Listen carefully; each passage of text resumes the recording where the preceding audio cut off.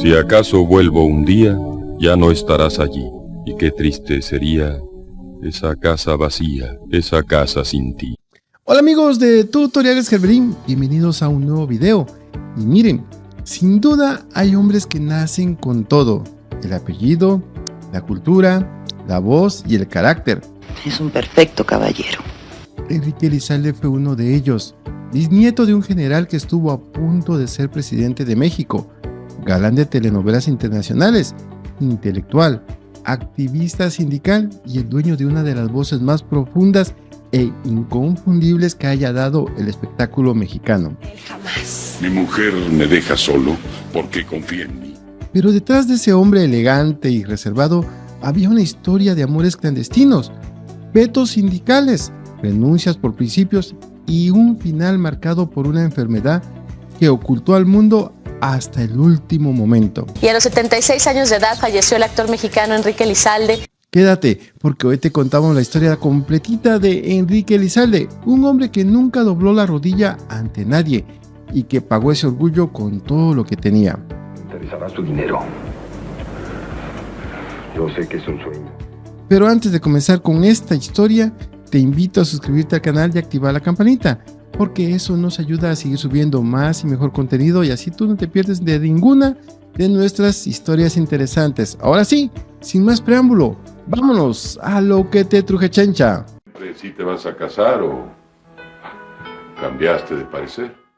Enrique Elizalde nació el 5 de abril del año 1936 en la Ciudad de México, pero no en cualquier rincón común y corriente, sino en la hacienda de Nuestra Señora de la Soledad de los Portales, un lugar que desde el puro nombre ya suena a historia vieja, a familia de abolengo y a secretos guardados entre paredes gruesas. ¿Usted es de la Casa Grande?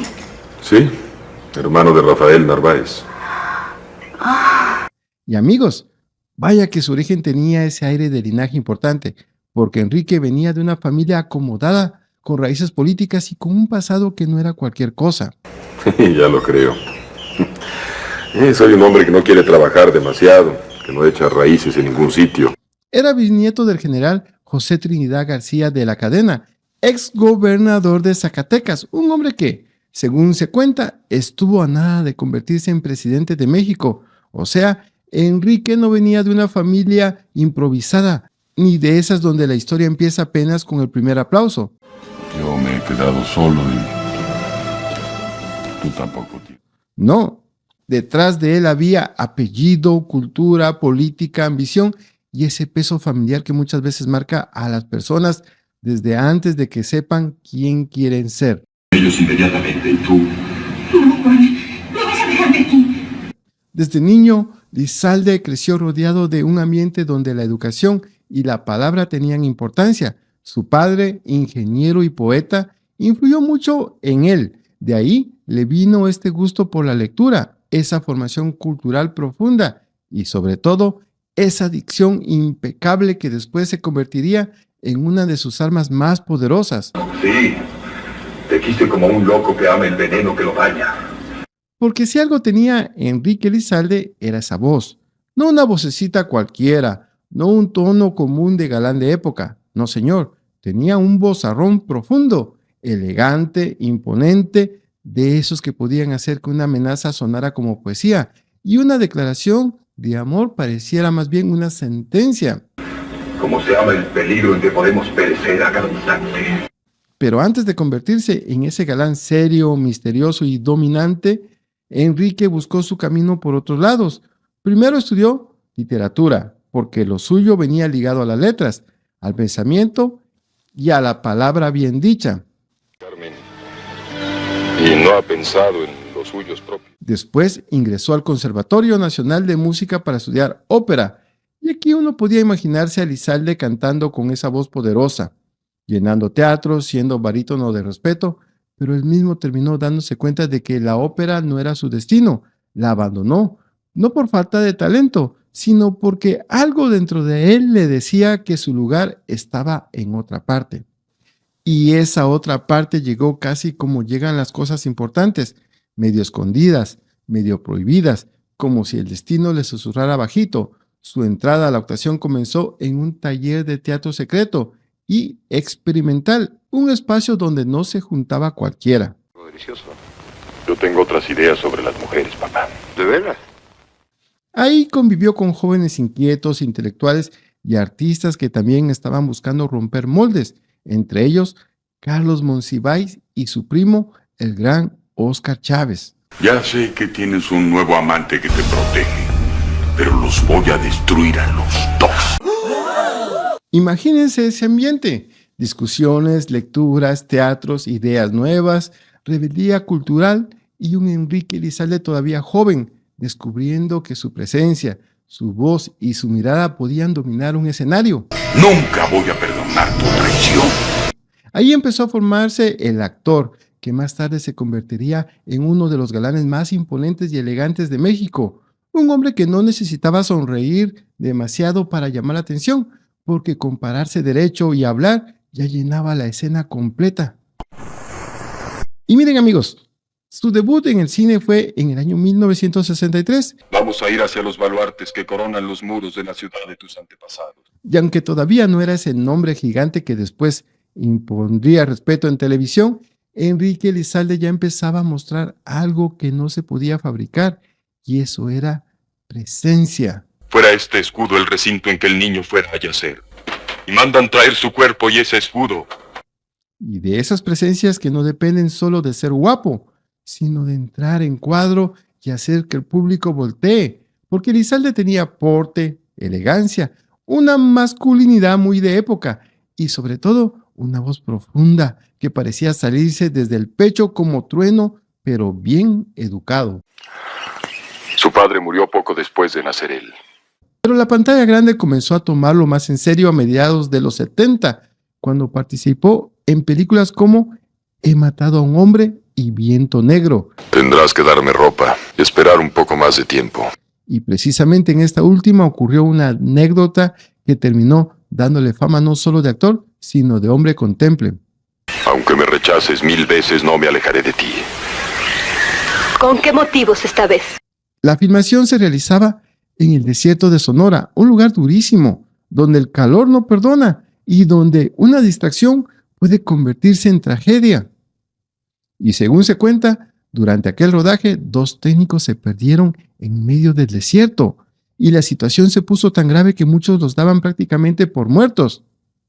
Ya chuparon faros, decían, pero no era cualquier cosa. El sol caía como castigo.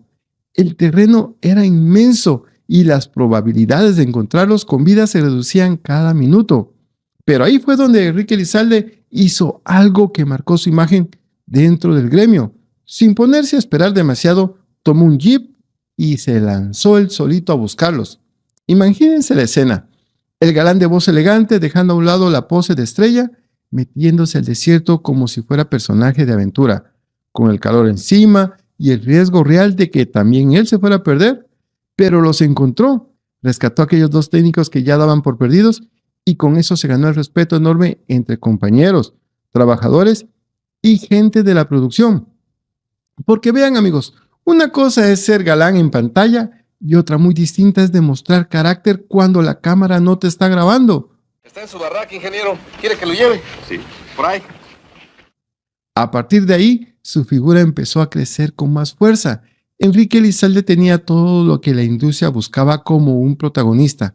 Tenía rostro, mirada seria, cuerpo imponente, modales elegantes y una voz inconfundible. Te juro que esta mujer va a llorar una gota de sangre por cada lágrima tuya. No era el galán simpático que conquista con chistes, era un hombre intenso, dominante, de esos que podían enamorar o intimidar con la misma frase. Y levantando los ojos al cielo, a ti Dios, su Padre omnipotente, dando gracias. Pero vean, la fama internacional le llegó con la televisión, cuando protagonizó a Juan del Diablo en la primera versión de Corazón Salvaje, y su compañera fue Yulisa. ¿De dónde le manda llamar a usted? Yo nunca fui su amigo. Y ese papel terminó de consagrarlo. Juan del Diablo necesitaba fuerza, misterio, pasión y peligro, y Elizalde tenía todo y más, y le salía de manera natural. No actuaba como galán tormentoso, parecía haber nacido para ese tipo de personajes. Desde entonces, su nombre quedó asociado a una masculinidad elegante y poderosa y casi indomable. ¿Qué trata de insinuar? Enrique Elizalde no era solo un actor guapo, era una presencia, un hombre que llenaba la pantalla con voz, carácter y una seguridad que muy pocos podían sostener frente a las cámaras. ¿Quiere dejarme en paz, Noel? Pero fíjense, amigos, que lo que sigue es algo, digamos, turbio, ya que en el terreno amoroso, Enrique Elizalde proyectaba hacia afuera la imagen de un hombre serio, reservado, elegante y dueño de sí mismo. Como les dije antes, era un galán de voz profunda que parecía tener todo bajo control, como si nada pudiera moverlo de su sitio. Pero detrás de esa fachada de caballero impecable, también hubo una historia que durante mucho tiempo se contó, pero en voz baja, con ese sabor de secreto prohibido que tanto le gusta a la farándula. Este muchacho es el hijo de un hombre con quien yo me porté muy mal. Elizalde formó un matrimonio estable con la actriz Tita Griff, con quien tuvo 4 hijos, Claudia, Marta, Silvia y Eduardo. De puertas para afuera, él era el esposo, el padre de familia, el actor respetado que cuidaba su vida privada como si fuera una caja fuerte. No era un hombre que anduviera dando entrevistas para contar intimidades, ni mucho menos exhibiendo sus pasiones. Pero suele pasar, cuando más se quiere esconder algo, más ruido hace cuando empieza a filtrarse. Y fue en los foros de televisión donde, según se cuenta, apareció quien creen, nada más y nada menos que Alma Muriel. ¿Padre Gabriel? ¿Gabriel? Ella, joven, intensa, bellísima, con ese carácter volcánico que casi venía arrastrando amores tormentosos y heridas mal cerradas. ¿Ya falta tan poquito? ¿Le voy a regalar una sotana nueva? Él, un hombre maduro, imponente, pero casado, con familia y una reputación que no estaba dispuesto a poner sobre la mesa. La atracción entre ambos, dicen, fue de esas cosas que no piden permiso, miradas largas, conversaciones escondidas, encuentros que parecían encenderse justamente porque estaban prohibidos. Pero el romance, si así se puede llamarse, nació condenado desde el principio, porque Elizalde podía dejarse llevar por la pasión, pero no estaba dispuesto a romper su matrimonio, ni a exponer su nombre al escándalo público. ¿No será que ya te estás enamorando? Tú todo lo sabes. Si no te quisiera tanto, me daría coraje. Y ahí fue donde Alma, una mujer que amaba con fuerza y exigía presencia completa, comenzó a vivir una especie de tormento. Se dice que la relación estuvo marcada por celos, reclamos y sufrimiento. Ella quería más. Era insaciable. Él no pensaba darlo todo. Es porque no quiero que sufras. Y menos tú, que me has llenado la vida de alegría. Para Alma, aquello no era una aventura ligera, pero para Elizalde, en cambio, parecía un capítulo que debía mantenerse en la sombra. Y cuando sintió que la situación podía salirse de control, decidió cortar por lo sano, pero a su manera, en silencio, sin ruido, sin explicaciones públicas y sin mover un solo ladrillo de la vida familiar que ya tenía construida. Voy a tener el gusto de presentarle a mi querida hija María Eugenia. Por su parte, Alma quedó, según se cuenta, profundamente lastimada. Una vez más, entregada a un amor que no terminó de elegirla.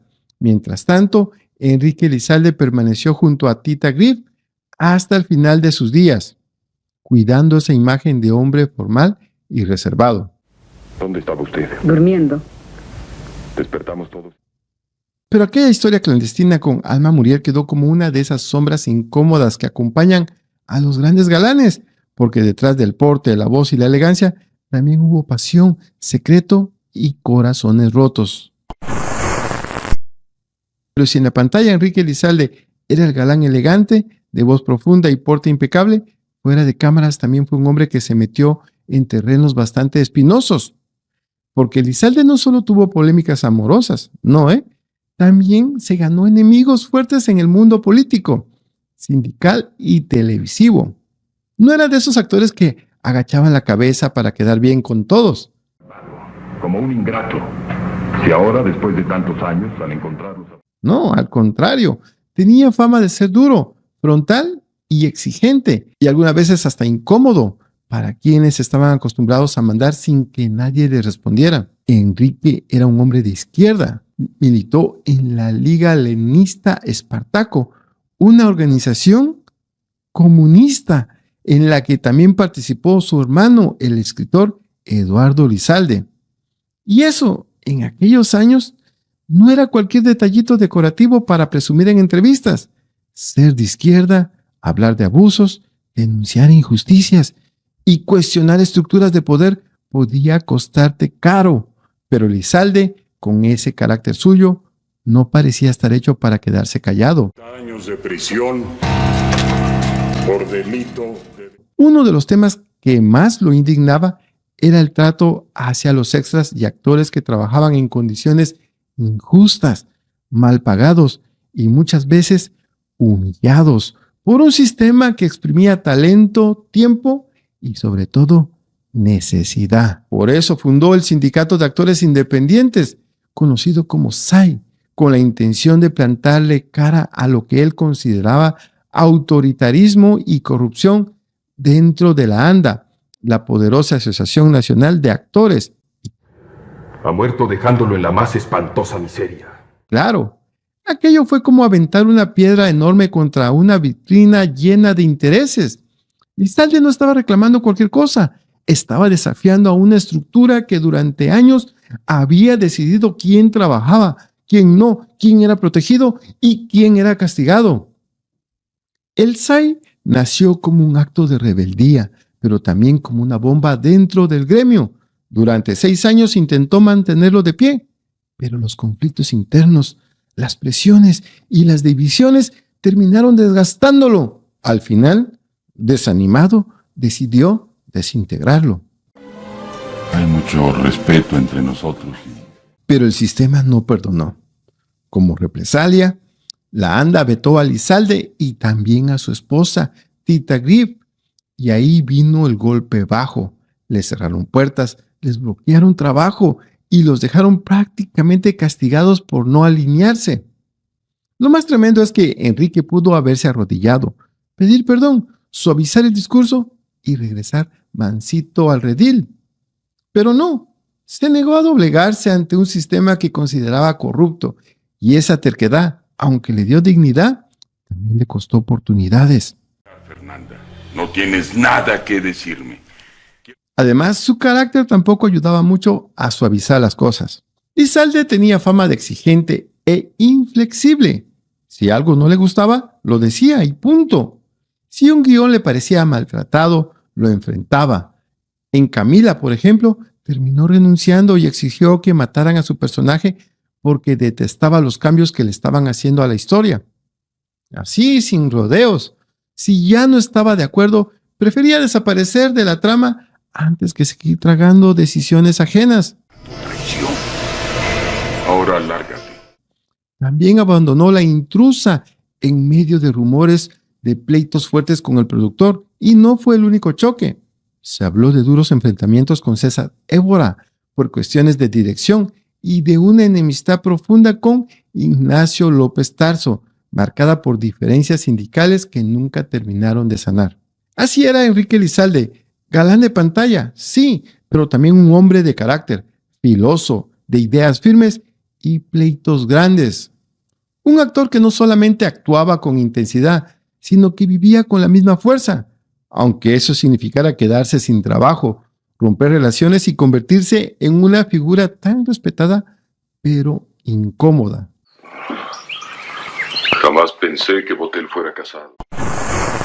El final de Enrique Lizalde estuvo marcado por una sombra pesada, de esas que muchos notan sin hacer ruido, pero que se va metiendo poco a poco hasta apagarlo todo, porque aquel hombre que durante décadas había sido símbolo de fuerza, elegancia y voz profunda y de presencia imponente, terminó enfrentando sus últimos años en silencio, casi escondido, fiel a ese carácter hermético que siempre lo acompañó. Durante mucho tiempo, Lizalde luchó en secreto contra el cáncer hepático. No fue de esos artistas que salieron a dar entrevistas para hablar de su enfermedad ni a convertir su dolor en espectáculo. No puedo creer. Que siempre había sido reservado, prefirió callar, mientras el público lo recordaba como el galán indomable de las telenovelas. Su cuerpo comenzó a deteriorarse de manera grave. La enfermedad lo fue consumiendo, le quitó fuerza, ánimo y hasta la posibilidad de aceptar nuevos proyectos de televisión. Y para un actor que había vivido tantos años entre escenarios, foros, cámaras, ese retiro obligatorio debió sentirse como una condena silenciosa. ¿Qué has vuelto? Pero la enfermedad no fue lo único que lo golpeó. También cayó en una profunda depresión al estar a punto de perder la vista en un ojo. Aquella secuela venía de un episodio violento que ocurrió años atrás, cuando se enfrentó a unos asaltantes que se metieron a su casa. Elizalde, con ese temperamento fuerte que lo caracterizaba, no era hombre de quedarse quieto ante una amenaza, pero aquel golpe le dejó consecuencias físicas que con el tiempo se volvieron más dolorosas, no solo para su cuerpo, sino también para su ánimo. Y ahí fue donde empezó el verdadero derrumbe. El hombre que alguna vez desafió sindicatos, productores, guiones, vetos y enemigos del medio artístico, comenzó a perder esa energía de batalla. Lo maté como... El cuerpo ya no respondía igual, la vista fallaba, la enfermedad avanzaba y su espíritu, ese que tantas veces se había negado a doblegarse, poco a poco se fue apagando. Según se cuenta, en sus últimos días prácticamente se dejó ir, como si ya no tuviese fuerzas para seguir peleando contra todo. Enrique Elizalde falleció el 13 de junio del año 2013 a los 77 años de edad y hasta en su despedida se mantuvo fiel a su manera de ser, cerrado, reservado, lejos del escándalo y de los micrófonos. Claro, imagínate una mujer de diputada. ¿Por qué no? Sus hijos impidieron rotundamente el acceso de la prensa al funeral. Nada de cámaras metiéndose entre el dolor, nada de reporteros buscando su última imagen, nada de espectáculo alrededor de su muerte. Solo familiares y amigos muy íntimos pudieron entrar. Sus cenizas reposan en el Panteón Jardín de la Ciudad de México, cerrando así la historia de un actor enorme, polémico, difícil, elegante y profundamente reservado. El mexicano Enrique Elizalde, y aún se informaron que las causas del deceso fue cáncer de hígado, y el intérprete se destacó en diversos papeles de cine y televisión. En la funeraria, su colega Enrique Rocha nos explicó. Enrique Elizalde se fue como vivió sus asuntos más personales, sin explicaciones, sin concesiones y sin permitir que nadie invadiera el último silencio de su vida. El legado de Enrique Elizalde no se puede medir solamente por su rostro de galán, ni por esa voz profunda que parecía llenar cualquier foro donde se parara. Su carrera dejó una marca enorme, 32 películas, 42 telenovelas y varios discos donde grabó poemas de autores como José Ángel Buesa, mostrando una faceta mucho más sensible, culta y refinada que la del simple protagonista de melodramas. Porque Enrique Elizalde no era un actor improvisado, ni un galán fabricado por la televisión. Era un hombre de palabra, de lectura, de música, de ideas firmes y de una presencia que imponía incluso cuando no estaba actuando. Venga acá, Noel. Nos fumaremos un cigarro antes de comer. En pantalla fue recordado por personajes intensos, elegantes, dominantes, de esos que no necesitaban hacer grandes espavientos para quedarse grabados. Le bastaba abrir la boca, soltar una frase con ese vozarrón inconfundible y la escena era suya. Por eso, su figura queda entre dos mundos, el del galán inolvidable de telenovela y el del hombre incómodo que defendió sus ideales políticos y laborales hasta las últimas consecuencias. Fue admirado, sí, pero también temido por su carácter. Fue respetado, pero no siempre querido, porque quienes no toleraban que alguien les llevara la contraria, pues siempre estuvieron enojados con él. Y quizás ahí está lo más interesante de su historia. Enrique Elizalde no buscó caerles bien a todos, prefirió ser fiel a sí mismo, aunque eso le cerrara puertas, le provocara vetos y lo dejara fuera de ciertos círculos de poder. No hay pruebas que me acusen. Miren, Enrique Elizalde merece respeto genuino en sus batallas sindicales, por su negativa a doblegarse ante la corrupción y por haber vivido coherentemente con sus principios hasta el final. Eso no lo hace cualquiera, pero también es el mismo hombre que tuvo un romance clandestino con Alba Muriel, que la dejó con cicatrices emocionales profundas y que tomó esa decisión desde la comodidad de quien no pierde nada al terminar una relación que nadie sabía que existía. Su integridad política fue real e innegable. Su integridad personal, en cambio, tuvo zonas oscuras que él manejó con el mismo hermetismo que el que manejó todos los demás. Y esa diferencia merece nombrarse. Y menos con una mujer como usted. Y ahora dime tú, ¿cómo recuerdas a Enrique Elizalde? ¿Como el inolvidable Juan del Diablo? ¿Como el galán de la voz profunda? ¿O como el actor rebelde que se atrevió a pelear contra el sistema? Te leo en los comentarios. Y si esta historia te atrapó, suscríbete al canal, activa la campanita y comparte este video, porque aquí en Tutoriales Heberín las historias no se cuentan a medias. Y nos vemos en el próximo video.